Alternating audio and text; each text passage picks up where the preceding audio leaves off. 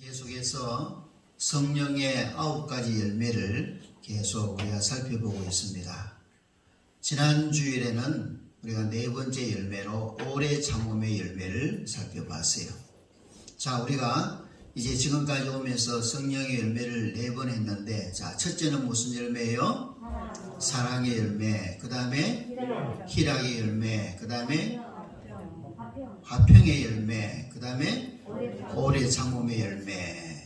자, 오늘은 뭐냐면 자비의 열매입니다. 자비, 형따라합니다. 자비. 여러분, 성령의 9가지 열매는 하나님의 성품이에요.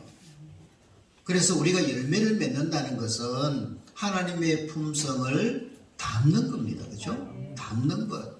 우리가 하나님의 자녀들이잖아요. 아멘. 저와 여러분들은 하나님의 자녀들이기 때문에 하나님의 자녀는 하나님의 성품을 닮아야 되는 것입니다. 그저 사랑의 열매다, 희락의 열매다, 화평의 열매다 이렇게 말로 사는 것이 아니라 우리 한 사람 한 사람이 사랑의 사람이 되어야 되는 거예요. 기쁨의 사람이 되고 화평의 사람이 되고 오래 참음의 사람이 되어야 되는 겁니다. 믿습니까? 그게 중요한 거예요.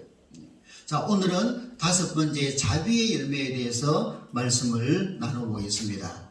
자, 여러분, 사랑은 그래도 좀 알겠는데 자비의 성품은 뭘까? 잘 모르시는 분들이 많이 있어요. 그래서 자비는 한마디로 말하면 불쌍히 여긴다, 그런 말입니다. 한번 따라할까요? 불쌍히 여긴다. 한번 더, 불쌍히 여긴다. 여러분, 헬라 말로 불쌍히 여긴다는 말은 스플랑크니조마이라는 말입니다. 스플랑크니조마이. 이 말은 뭐냐면 창자와 내장을 뜻하는 스프링 크논이라는 말에서 유래했습니다. 그래서 불쌍히 여긴다는 말은 창자가 녹아내릴 정도로 고통스럽다. 그죠? 참 안 됐네, 그냥. 참 안 됐구나, 이런 정도가 아니라 내 창자가 녹아내릴 만큼 안타까워하는 마음을 불쌍히 여긴다라고 이야기합니다. 여러분, 우리말에 애간장을 녹인다는 말이 있습니다. 애간장. 애라는 말은 뭐냐면 창자의 순수한 우리말입니다. 애라는 것은. 그러면 간장은 뭡니까? 간과 창자죠. 그러니까 이 말은 뭐냐면 애간장을 탄다, 애간장을 녹인다, 이 말은 창자와 내장이 다 타들어가는 것처럼 안타까워하는 마음이라고 우리말이 있습니다. 그래서 불쌍히 여긴다는 말과 그 다음에 애간장을 녹인다는 말이 같은 의미로 쓰여질 수가 있는 것입니다. 여러분, 성경 말씀에 보면 예수님께서 불쌍히 여기실 때에 예외 없이 기적이 일어나는 것을 볼 수가 있습니다. 신약 성경 읽어보면 마태복음 14장 14절에도 보면 예수께서 나오사 큰 무리를 보시고 불쌍히 여기사 병자를 고쳐주시니라, 그렇게 말씀합니다. 예수님께서 불쌍히 여기시니까 병자를 고치시고 예수님께서 불쌍히 여기는 마음으로 오병이의 기적을 베풀어 주시고 예수님께서 불쌍히 여기시니까 칠병이의 기적이 나타났고 예수님이 시각장애인을 불쌍히 여기니까 눈을 뜨는 역사가 일어났고 예수님께서 문둥병자를 불쌍히 여기니까 문둥병자가 깨끗해지는 역사가 일어났어요. 누가복음 7장에 보면 관성 과부의 아들이 죽었어요. 독자입니다. 아들 하나밖에 없는데 죽었어요. 그래서 예수님께서 그 아들 관을 보시고 불쌍히 여기니까 그 아들이 살아났습니다. 그러니까 성경 말씀에 보면 예수님께서 불쌍히 여기시는 데마다 기적이 일어난 것을 볼 수 있습니다. 그러니까 오늘도 우리 주님께서 나를 불쌍히 여기시면 문제가 해결되고 주님께서 오늘도 나를 불쌍히 여기시면 내 육체의 질병, 내 영혼의 질병, 인생의 모든 문제가 해결되고 기적이 일어나게 될 줄로 믿습니다. 그러니까 자비라는 것은 굉장히 중요한 거예요. 굉장히 중요한 겁니다. 그래서 사도 바울은 빌립보서 1장 8절에서 이렇게 이야기합니다. 내가 그리스도의 심장으로 너희 무리를 얼마나 사모하는지 하나님이 내 증인이 되신다, 그렇게 말씀합니다. 여기에 그리스도의 심장이라는 말이 불쌍히 여긴다 그 말입니다. 누가복음 10장에 보면 선한 사마리아인의 비유가 나와요. 여리고로 내려가는 한 사람이 강도를 만나서 너무너무 두들겨 맞아가지고 다 죽어가고 쓰러져 있습니다. 그런데 그 길을 레위인도 지나가고 제사장도 지나갔지만은 대수롭지 않게 그냥 지나가 버렸어요. 그런데 선한 사마리아 사람은 이 강도 맞는 사람에게 다가갑니다. 다가가면서 어떤 반응을 보이느냐 하면 누가복음 10장 34절에 보면 이런 말씀을 하고 있어요. 우리 다 같이 한번 읽어볼까요? 누가복음 10장 33절 시작. 어떤 사마리아 사람은 여행하는 중 거기 이르러, 거기 강도 만난 현장에 신음하고 죽어가는 사람에게 이르러, 그 다음 뭐예요? 그를 보고 어떻게 해요? 불쌍히 여겨. 네. 그러니까 선한 사마리아 사람은 그 강도 맞는 사람들에게 다가가서 그를 보고 불쌍히 여겨서 자비를 베풀었다 그렇게 말합니다.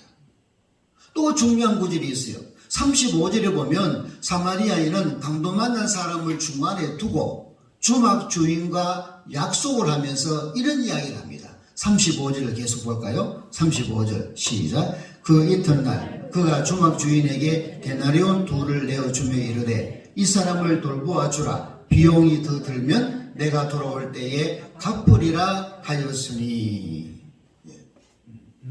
강도 만난 사람을 가운데 두고 여인숙 주인과 또 사마리아인이 약속하는 장면을 볼 수 있습니다. 이게 무슨 말이냐면 예수님은 죄 많은 우리를 불쌍히 여기셔서 죄 많은 우리 불쌍한 인생들을 중간에 두고 나를 중간에 두고 예수님께서 우리를 불쌍히 여기셔서 약속을 하셨고 아버지의 그 약속을 이루기 위하여 이 땅에 오셔서 희생 제물이 되어 주셨다는 겁니다. 하나님이 우리를 불쌍히 여기셔서 불쌍히 여기는 이 존재, 나라는 존재, 우리 모두의 존재를 가운데 두고 하나님과 아들이 약속을 해서 그 약속으로 인하여 이 땅에 인간의 몸을 입고 오셔서 그 불쌍한 영혼을 구하기 위하여 십자가 희생제물이 되셨다 그 말입니다. 예. 그러니까 말하자면 하나님의 자비하심 때문에 우리가 뭐한 것이다? 구원받은 것이다. 그러니까 하나님의 자비가 출발이 되는 거예요. 하나님의 자비가. 여러분, 하나님의 자비하심 때문에 우리가 살아갑니다. 우리는 날마다 죄와 더불어 먹고 마시는 존재입니다. 오늘 이 세상 속에는 죄를 지을 수밖에 없는 세상입니다.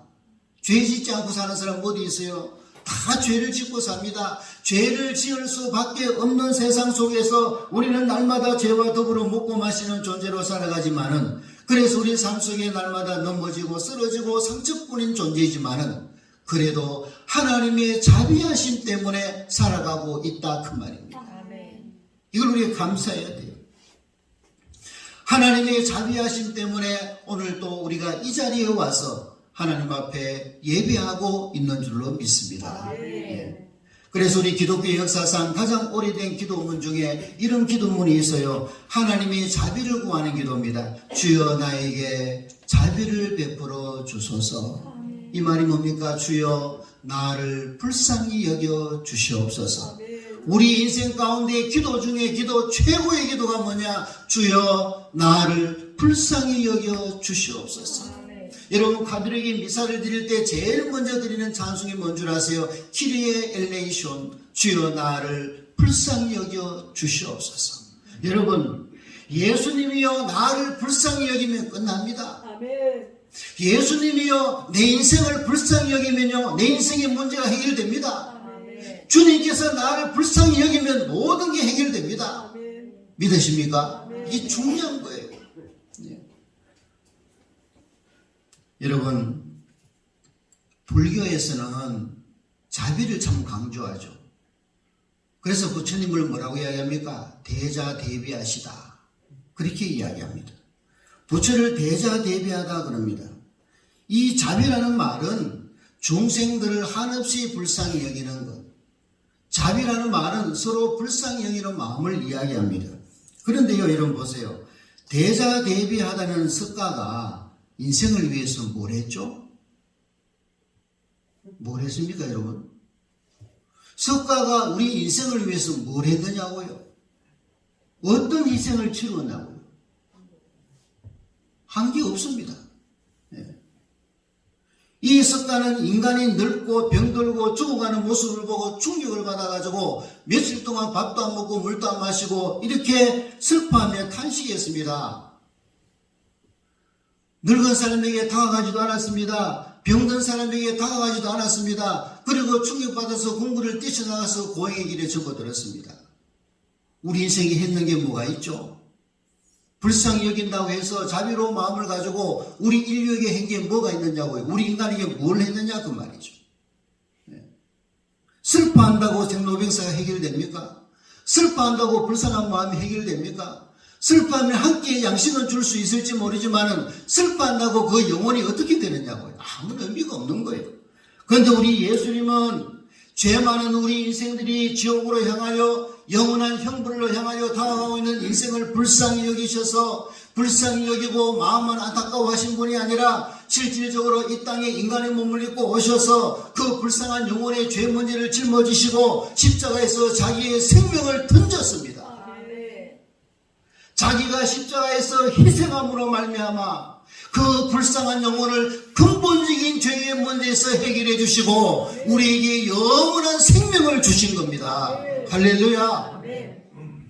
다릅니다, 여러분. 차원이 다릅니다. 불쌍히 여긴다고 됩니까? 너하고 나하고 같이 불쌍한데 누가 불쌍한 사람을 도와줍니까? 너도 불쌍하고 나도 불쌍한데, 너도 죽고 나도 죽는데, 너도 어렵고 나도 어려운데 누가 누구를 도와준단 말입니까? 그럴 수가 없는 거예요. 불쌍한 사람끼리 아무도 도와줄 수가 없는 것입니다. 그래서 여러분 희한한 것은요, 사랑의 하나님이라고 말하죠. 그죠? 사랑의 하나님. 근데 석가모니 보고는 뭐라 그래요? 사랑의 석가모니 그럽니까? 아니잖아요. 뭐라 그래요? 대자대비하다 그럽니다.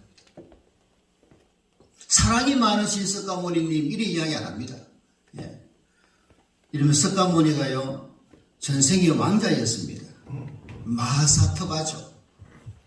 왕자였어요. 근데 왕자였는데 이 왕자가 어느 날 산속을 지나가다가 새끼를 낳고 굶주려 있는 호랑이를 만납니다.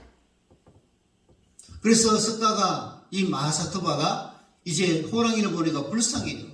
아이고, 내 몸을 줘야 되겠다. 그러니까 자신의 몸을 막 먹으라고 줍니다. 주니까 이 호랑이가 기진맥진해가지고 먹을 힘이 없어요. 그래가지고 자기 몸에 피를 내어가지고 그 피를 핥아 먹게 했습니다. 그래서 이 호랑이가 피를 핥아 먹고 이 왕자를 삼켜버렸습니다. 죽여버렸어요. 그래서 이 왕자가 이제 호랑이의 밥이 되고 불쌍히 여겼다고 해가지고 나중에 석가는 이 땅에 와가지고 부처가 되는 겁니다. 그리고 호랑이는 깨달아가지고 나중에 석가모니 제자 5명 중에 한 사람이 되었다는 이야기가 있어요. 여러분, 이 이야기에서 여러분 뭐를 깨닫습니까? 호랑이 밥이 되어서 어떻게 됐다는 겁니까? 여러분, 사람이 왜 늙어요? 사람이 왜 병이 들까요? 사람이 왜 고난이 많을까요? 그냥 살아가면 좋은데 왜 뜻하지 않고 원하지도 않는 그런 풍랑과 쓰라미 같은 것들이 내 인생에 닥칠까요? 왜 자꾸 아플까요? 평생 동안 피부가 통통하고 늙어도 그렇게 살면 좋은데 왜 늙어가면서 피부가 쭈글쭈글해지고 아무리 다리 밀어 다려도 안 되느냐 말이에요. 왜 사람이 죽을까요? 이게 뭐냐면 죄 때문에 그런 겁니다. 불쌍히 여긴다고 될 문제가 아니라 죄 문제를 해결해야 생로병사가 해결되는 거예요. 이 사실을 모르면 안 됩니다. 서로 쳐다보면서 불쌍히 여긴다고 해결되는 문제가 아니라 인류의 죄 문제를 해결해야 되는 거예요. 그래서 죄 없으신 예수님이 오셔서 인류의 모든 죄를 짊어지시고 십자가에서 죽으심으로 말미암아 죄값을 지불하심으로 저와 여러분들은 주님 안에서 자유자가 된 거예요. 그래서 누구든지 예수께로 오는 사람마다 예수를 주님으로 영접하는 사람마다 죄에서 해방되고 하나님의 자녀되고 영생을 얻고 하나님의 나라를 유업으로 받게 되는 줄로 믿습니다. 죄 문제 해결 없이는 우리 인생의 문제가 해결될 수가 없어요. 우리 인생의 근본적인 문제는 죄 때문에 다 이루어지는 거예요. 세상 마사 모든 것이 죄 때문에 이루어지는 문제예요. 그렇기 때문에 죄 문제를 해결하지 않고서는 우리 인생의 문제는 해결할 방법이 없어요. 그러므로 예수님께서 십자가에서 죽으심으로 끝나버렸다면 석가와 다를 바가 뭐가 있습니까? 그러나 우리 주님께서는 십자가에서 죽으시고 3일 만에 죽음에서 사망에서 부활하셨습니다. 살아나셨습니다. 영생으로 살아나셨습니다. 그래서 예수 안에 있는 자들은 모두가 첫째 부활에 참여하는 자가 된 거예요. 호랑이가 불쌍해서 호랑이 밥이 되어 죽었다. 그게 우리 인생에 무슨 의미가 있으며 무슨 유익이 되느냐고요. 그러므로 우리가 구원받게 된 것은 하나님의 자비하심 때문이었다. 여러분, 이게 얼마나 중요한지 모릅니다. 하나님의 긍휼하심 때문에 우리가 영생을 얻었다는 사실을 믿으시기를 축원합니다. 죄 많은 인생들이 망하지 아니하고 여전히 목숨 붙이고 살 수 있는 이유, 하나님의 자비하심 때문이다. 여러분, 이런 찬송이 있잖아요.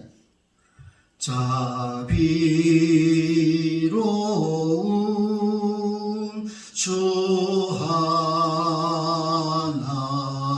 하나님 날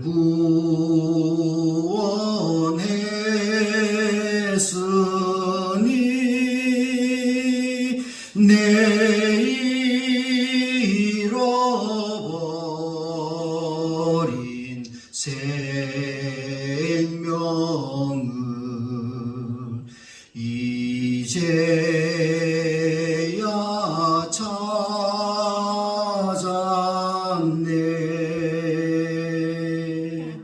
아멘. 그래서 이스라엘은요 이렇게 찬양합니다. 여호와께 감사하세 그의 자비하심이 영원하시도다. 한번 따라할까요? 여호와께 감사하세 그의 자비하심이 영원하시도다.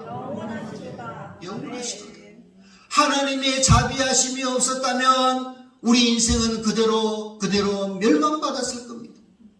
하나님의 자비하심, 하나님이 우리를 긍휼히 여기시고 하나님의 나를 불쌍히 여기는 마음이 있었기 때문에 독생자 예수가 이 땅에 오셨고 그 예수가 나의 죄를 다 짊어지시고 십자가에서 희생하며 죽었기 때문에 내 죄의 문제가 해결되어진 것이고 예수님께서 죽음으로 끝난 것이 아니라 3일 만에 부활하심으로 말미암아 우리에게 나도 소망 가운데 살아갈 수 있는 위대한 소망을 우리에게 허락하여 주신 거예요. 아멘. 이 자비라는 것은 얼마나 감사한지 몰라요. 하나님의 자비하심 때문에 내가 영생을 얻게 된 것입니다. 여러분, 이 자비를 영어 성경에는 뭐로 번역을 하느냐 하면 kindness, 친절함이에요. 친절함. 자비를 친절함으로 번역했어요. 자, 그러면 자비심이 많다는 것은 뭐가 많다는 거예요? 친절하다는 겁니다. 그리고 우리 예수 믿는 사람은요 좀 친절할 필요가 있어요. 묵뚝뚝하게 아주 불통스럽게 그렇게 말하는 것보다도 어떻게 해요? 친절하게. 영국 초등학교 어디로 가면 됩니까? 저걸 가봐요. 상식 이쪽으로 가세요. 이쪽으로 가세요. 이쪽으로 가면 됩니다. 그렇게 친절할 필요가 있어요. 그래서 친절로 번역한 것이 많아요. 그래서 자비하심이라는 것은 친절하다는 말로도 이야기가 되는 겁니다. 자, 그러면 오늘 우리가 예수 믿고 하나님의 자비하심을 통해서 구원받은 사람들은 이제 하나님의 성품을 닮으면은 우리도 자비로운 사람이 되어야 되잖아요. 우리에게도 자비가 있어야 되잖아요. 그럼 이 자비의 열매를 맺기 위해서는 어떻게 해야 되는가? 오늘 몇 가지를 살펴볼까요? 자, 자비의 삶을 살아가기 위해서는 첫 번째로 한번 따라합니다. 십자가를 바라보자. 한 번 더 십자가를 바라보자. 이게 굉장히 중요합니다. 왜 십자가를 바라봐야 되느냐면요. 십자가는요, 우리를 불쌍히 여기시는 하나님의 자비의 절정입니다. 동의하십니까, 여러분? 그렇잖아요. 이때까지 쭉 제가 설명해 드렸잖아요. 하나님의 자비하심의 절정, 그게 바로 십자가입니다. 하나님의 자비하심과 십자가의 사건으로 인하여 내가 구원받았잖아요. 십자가 사건을 인하여 내가 죄 용서받고 하나님께서 나를 용납해 주셨고 하나님께서 나를 용서해 주셨고 하나님께서 나를 받아주셨잖아요. 그죠? 그러면 나도 다른 사람들을 받아줘야 돼요? 안 받아줘야 돼요? 받아줘야 되죠. 다른 사람을 용서해야 돼요? 용서 안 해야 돼요? 용서해야 되죠. 그러니까 십자가를 바라본다는 것은 내가 용서받을 수 없는 죄인이었고 내가 영원한 형벌을 면할 수 없는 죄인이었고 나는 용서받을 수 없는 죄인이었는데 십자가로 내가 용서받았고 십자가로 구원받았고 십자가로 주님이 나를 받아주셨다면 다른 사람도 어떻게 해요? 내가 용서해야 되고 내가 용납해야 되고 내가 이해를 해야 될 줄로 믿습니다. 그게 십자가를 바라보는 거예요. 당연한 것 아니겠어요? 나도 죄 가운데 용서받았다면 나도 다른 사람을 용서할 수 있어야 되잖아요. 그런 마음을 가져야 됩니다. 여러분 그렇잖아요. 오늘날 많은 사람들은 십자가가 자꾸 무기력해져 갑니다. 십자가 믿으면 바보처럼 되어가요. 오늘 이 시대가 무슨 십자가냐? 십자가가 무슨 의미가 있느냐? 그렇게 말하는 사람이 있습니다. 십자가보다는 내 중심, 내 고집, 내 주장이 앞서요. 십자가는 무슨 십자가? 지금 내가 급한데, 내가 지금 1등 해야 되는데, 내가 지금 성공해야 되는데, 항상 이런 마음이 십자가보다 앞서고 있기 때문에 용서가 안 되고 용납이 안 되는 거예요. 여러분 십자가 앞에서 용서 못할 사람이 있겠어요? 우리 감정이 막 확 해가지고 십자가가 아니라 뭐라도 내가 용서 못하지만 우리가 냉철하게 한번 생각해 보십시오. 십자가 앞에서 용서 안 되는 게 있나요? 없잖아요. 내가 용서받았잖아요. 여러분 이걸 믿습니까? 여러분 십자가 앞에서 용서받았습니까? 그러면 내가 용서 못할 게 뭐가 있어요? 내가 용납 못할 게 뭐가 있어요? 일시적인 감정에 북받침을 인해가지고 내가 도저히 용서 못해, 절대로 용서 못해. 우리 이런 말 자주 하잖아요. 다시는 용서 못해, 너는 용서 못해, 이런 말을 자주 하잖아요. 그럴지라도 늘 이 말씀을 생각하고 십자가를 바라보면서 주님 앞에 나가면 내가 용서하지 못할 사람까지도 용납하고 용서해지는 데까지 나가게 되는 거예요. 십자가 앞에서 한번 따라가요. 십자가를 바라보자. 한 번 더 십자가를 바라보자. 그래서 여러분 용서의 사람이 되세요. 용납하는 사람이 되세요. 자, 두 번째는 뭐냐면 상대방을 존중해야 됩니다. 한번 따라합니다. 상대방을 존중하자. 여러분 우리 모든 인간은 다 똑같습니다. 내가 귀하면 너도 귀해요. 우리 새끼 귀하면 다른 새끼도 귀해요. 맞아요 안 맞아요? 맞습니다. 내 새끼만 귀합니까? 자기는 다른 사람들의 가족들, 자녀들 다 죽여놓고 자기 가족 건들면 난리 나는 거예요. 사람들이 그렇다니까요. 내가 귀하면 다 귀해요. 내가 좋으면 다 좋아요. 내가 싫으면 다 싫어요. 근데 내가 싫은 일을 왜 남에게 시킵니까? 그렇잖아요. 내가 좋으면 다 좋은 거예요. 내가 원하는 것은 다른 사람도 똑같이 원하고 있습니다. 이래서 서로 뭐라고 이야기하느냐? 우리 자주 많이 하죠. 역지사지해보라. 우리나라 정치판은 아침부터 잘 때까지 싸움판 아닙니까? 눈 감고 잘 때도 싸우는 것 같아. 근데 보세요. 서로 역지사지하면 다 이해되는 거 아니에요? 전부 상대방을 쏘아붙이는 거는 뭡니까? 자기가 그랬던 거잖아요. 그렇잖아요. 자기들이 다 그랬던 그거를 잊어버리고 쏘아붙인단 말입니다. 역지사지로 보면 이해 못할 게 뭐가 있나요? 아, 나도 그랬지. 참, 나도 그랬다. 나도 그때 그렇게 되더라. 이렇게 내 자신을 상대방의 입장과 바꾸어서 생각하면 다 이해가 되는 거예요. 그래서 여러분 상대방을 높여주세요. 우리 예수 믿는 사람은요, 다른 사람을 높여줘야 돼요. 상대방을 인정해야 됩니다. 나도 귀하지만 상대방도 귀하잖아요. 주님께서 나를 위하여 십자가를 지셨다면 주님께서 내가 미워하는 저 사람을 위해서도 십자가를 지셨잖아요. 아멘? 맞잖아요. 그러면 그 사람을 귀하게 여기세요. 그 사람을 높여주세요. 자꾸 업신여기고 인정하지 않으려고 그러고 그렇게 하지 말고, 그러면 그 사람도 피곤하고 나도 피곤해요. 인정해 주세요. 잘하면 잘한다고 인정해 주세요. 예쁘면 예쁘다고 인정해 주세요. 내가 더 예쁘지. 내가 더 예쁘지. 내가 더 멋있지. 이렇게 하면 피곤하다고요. 서로 인정해 줘야 됩니다.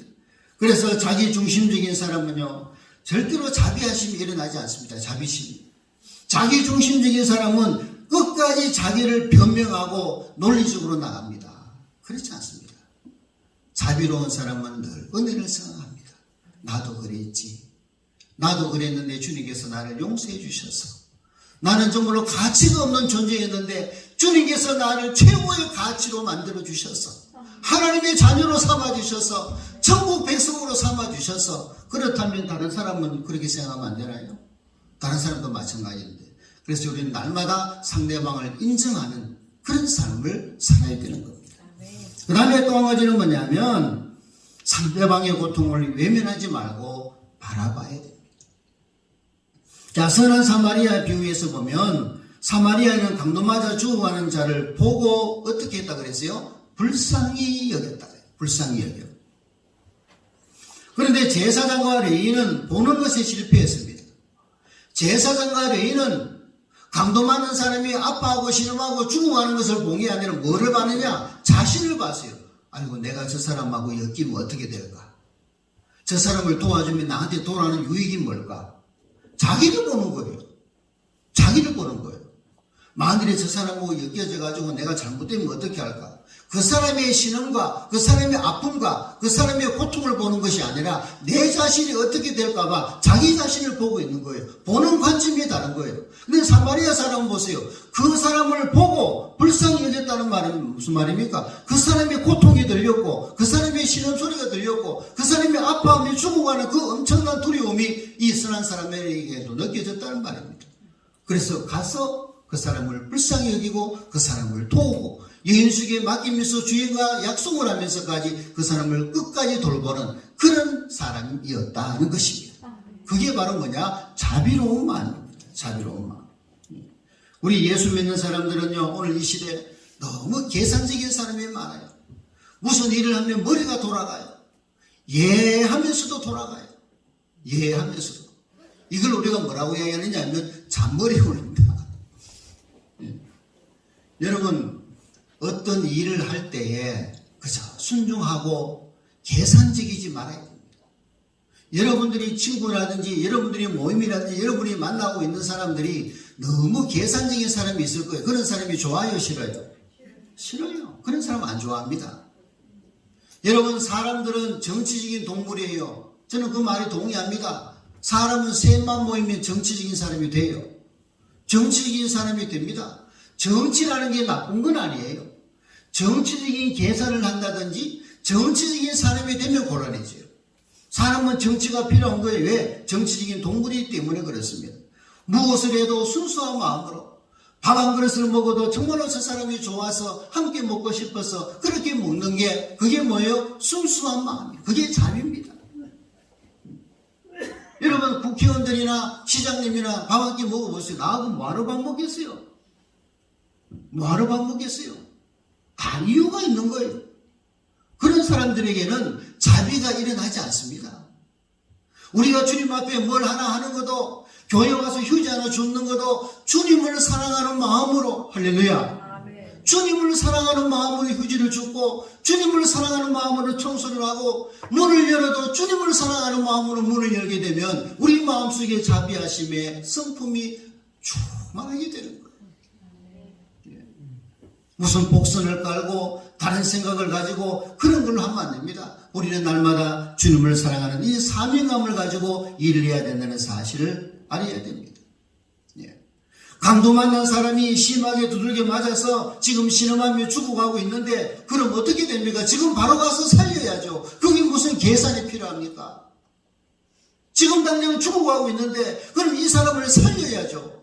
이게 제일 우선순위가 되어야 되는데 자기 생각에 계산을 하고 있다 보니까 이 사람은 죽을 수밖에 없는 거예요. 사람을 죽이게 되는 것입니다. 여러분, 자비하고 자비롭게 사는 사람은요, 힘들게 사는 사람이 보여야 됩니다. 병들어 아파하는 사람의 모습을 봐야 합니다. 믿음이 약한 사람의 모습이 보여야 하고, 아직까지도 예수를 모르고 영생을 모르고 지옥으로 향하여 달려가고 있는 그 불쌍한 영혼이 보여야 되는 거예요. 보여야 되는 겁니다. 이것이 자비로운 마음입니다. 이 자비로운 마음이 우리 속에 솟아오를 때 그들을 찾아가게 되고 그들을 도와주게 되고 그들을 우리 안의 자비심으로 살릴 수 있는 역사가 일어나는 겁니다.